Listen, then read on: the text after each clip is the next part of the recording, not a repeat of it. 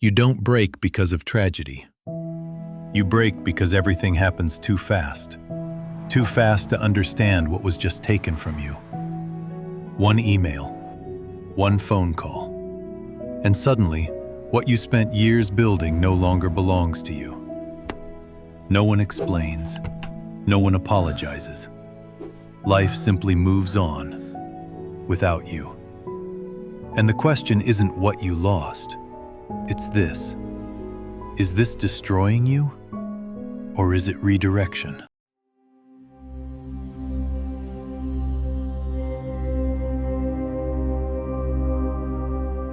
In the rainy suburbs of Seattle, there lived a young man named Ryan. He was 28, sharp, ambitious, and relentlessly focused. The kind of modern go-getter who measured his worth by his job title and his happiness by his bank account. Ryan worked for a prestigious tech firm, the kind of job people envied. High salary, stock options, the golden ticket. His calendar was always full, his phone never silent, his mind always racing one step ahead of the present. Even on quiet mornings, his thoughts were already living in tomorrow, solving problems that hadn't arrived yet. Living with him was his grandfather, a man everyone affectionately called Pops. Pops was a retired carpenter. Few words, deep presence. While Ryan lived glued to his screen, chasing the future, Pops moved slowly. Black coffee on the porch, a small backyard garden, watching the world turn without needing to control it. What Ryan never admitted, especially to himself, was that the fear wasn't failure. It was becoming invisible, watching the world sprint ahead while his own name quietly faded into obscurity. One fateful Tuesday, Ryan was called into HR.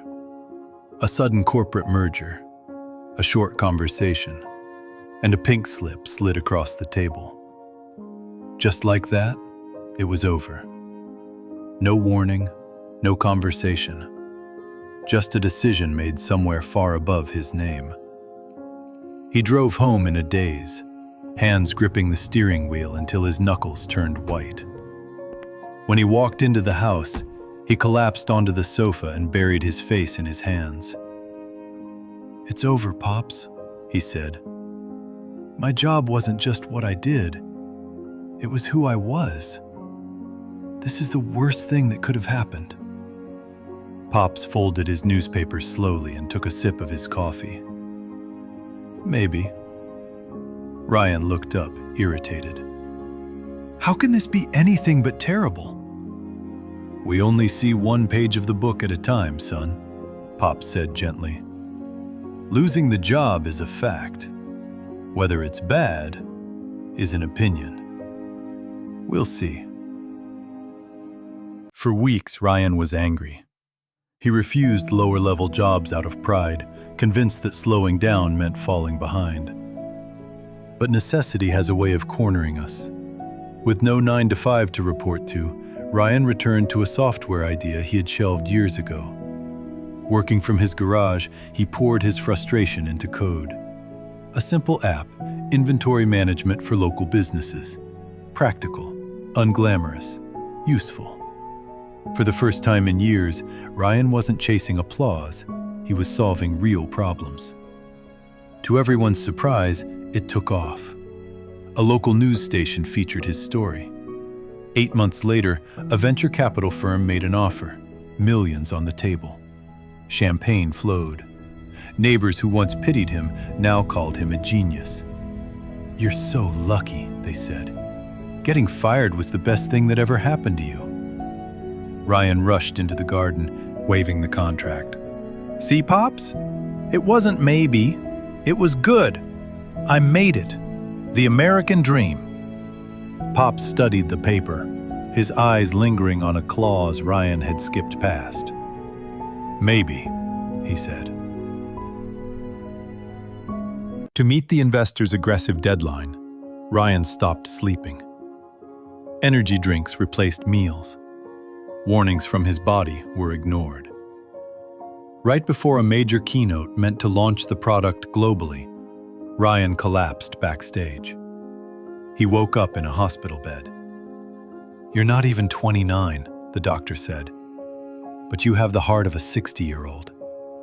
2 months of rest, no work, no stress, or you might not make it to 30. Without Ryan present to sign the final papers, the investors panicked. They pulled the deal. The millions vanished overnight. Silence replaced celebration. Messages slowed. Invitations disappeared as quickly as they had arrived. Friends whispered, "Poor Ryan, just when he had it all." Pops sat by his bedside peeling an orange. "This is the end," Ryan said quietly. Pops handed him a slice. "Maybe."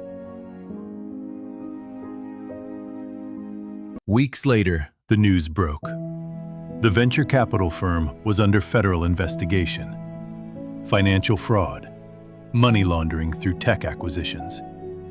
Every entrepreneur tied to them had assets frozen and reputations destroyed.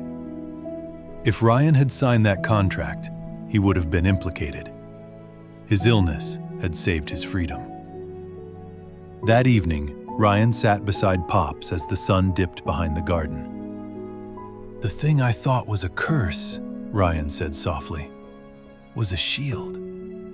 Pops smiled. "So tell me, was the illness good or bad?" Ryan exhaled. "Maybe."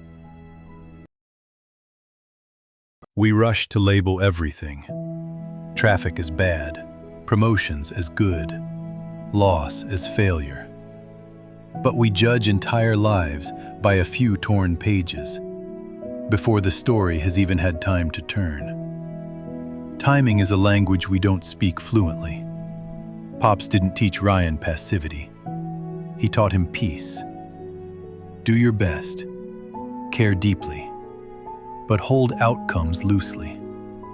Because rain can ruin a picnic or save a harvest. Timing decides. If this story gave you a moment of peace, don't keep it to yourself. Someone you know is quietly blaming themselves for a moment that hasn't finished revealing its meaning yet. Before you leave, ask yourself, if you could go back and tell your younger self one maybe from your past, what would it be? The maybes tend to make more sense when we look back. If you want to share yours, leave a comment below.